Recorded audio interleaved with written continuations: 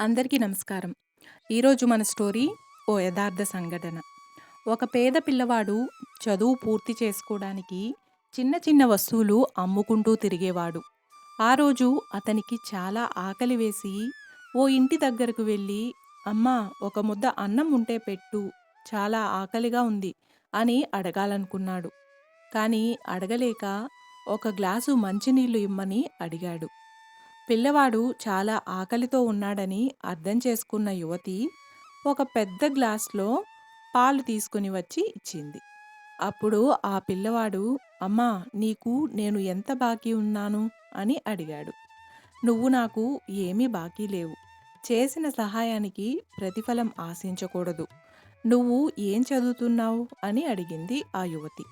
"నేను 6వ తరగతి చదువుతున్నాను" అని చెప్పి, "మీరు చేసిన సహాయానికి ధన్యవాదాలు" అని చెప్పి ఆ పిల్లవాడు అక్కడి నుండి వెళ్ళిపోయాడు. అప్పుడే ఆ పిల్లవాడిలో కొత్త ఆత్మస్థైర్యం, మానవత్వంపై నమ్మకం ఏర్పడ్డాయి. గడిచిన కొన్నేళ్ల తర్వాత ఆ యువతి అంతు తెలియని జబ్బున పడింది. స్థానికంగా ఉన్న డాక్టర్ పట్నంలోని పెద్దాసుపత్రికి తీసుకెళ్లమన్నారు. అక్కడి డాక్టర్లు ఆ వింత వ్యాధిని నయం చేయడానికి స్పెషల్ డాక్టర్ని పిలిపించారు.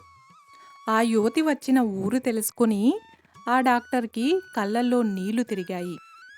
కళ్ళల్లో నీళ్లు తిరుగుతూనే ఆమెకు వైద్యం చేయడానికి పూనుకున్నాడు. మొదటి చూపుతోనే ఆనాడు గ్లాసు పాలతో ఆకలి తీర్చిన తల్లి అని తెలుసుకొని ఆమె ఆరోగ్యం పూర్తిగా కోలుకునే వరకు శ్రద్ధగా వైద్యం చేశాడు. ఇక ఆ డాక్టర్ ఆమె హాస్పిటల్ బిల్లును తీసుకొని అంచున ఏదో రాసి బిల్లును ఆమెకు పంపించాడు. ఆమె హాస్పిటల్ బిల్లు చూసి ఇన్ని రోజులకు బిల్లు ఎంతయిందో అని చాలా భయపడింది. ధైర్యం కూడగట్టుకుని బిల్లు విప్పి చూసింది.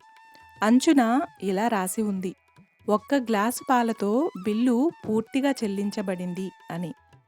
ఇది నిజంగా జరిగిన కథ.